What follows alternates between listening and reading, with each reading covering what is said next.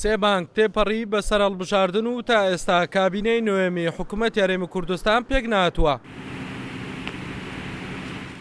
بۆم قۆناغی ئێستاوە و گۆڕانکاریانەی لە ناوچەکە ڕوودەدەن بە گرنگ دەزانرێت بەشێک لەلایەنە سیاسیەکان با گوێرەی پێگە و قورسایی لایەنەکان بەرپرسیارەتی ئەم دۆخە لە بەرچاو بگرن و کار بۆ کارنامەیەکی گشتگیر بکەن بۆ پێکهێنانی حکوومەتی نوێ.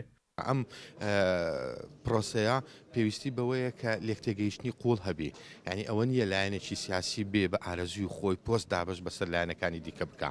ئەم پرسەوەکو باسم کرد پرسی هەمووانە و هەمووان بەرپرسیارین تێدا ناکرێت لایەنێک بە تەنها خۆی بە براوەی یەکەم بزانێ و پێی وابێ هەموو ئاراستەکان و هەموو ڕێڕەوەکان دەبێت بە مەزاج و بەخواست و بەویستی ئەو بەڕێوە بچێت. ئەوەی کە ئەمڕۆ جەختی لەسەر دەکرێتەوە ئەوەیە کە ئێمە بەدوای ئەوە دەگەڕین پێکەوە ئەو لایەنانەی کە پێکەنەری حکوومەتن وەکو نەواتی ئەساسی ئەم حکوومەتە هەوڵ بدەین حکوومەتێکی بەهێز دروستکەین، حکوومەتێک بێ حکوومەتی هاوڵاتیان بێ و حکوومەتێک بێ کە فۆرمەڵەیەکی نوێ شێوازێکی نوێ مامەڵەکردنی حیزبە سیاسیەکان لەگەڵ حکوومەتە بکرێت.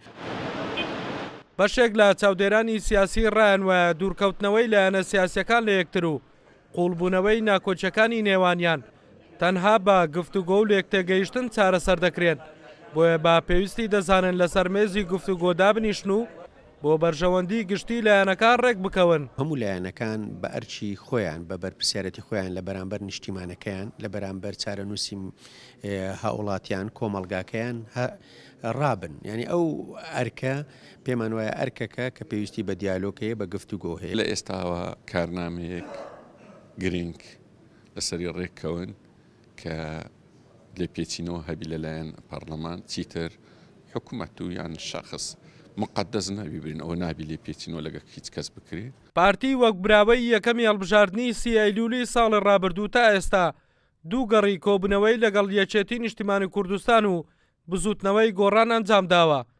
چاوەڕوان دەکرێت لەم هەفتەیەش گەڕی سێمی کۆبنەوەکان دەست پێ بکەنەوە. سەرەتاش پارتی دەچێتە لای یەکێتی نیشتیمانی کوردستان وەک هێزی دووەم و خاوەن پێگەیەکی بەهێز لە ناوچەکە بۆ گفتوگۆکردن لەسەر پێکهێنانی حکوومەتی نوێ. ئەڵگورد ئەحمەد، کورسات نیوز، هەولێر.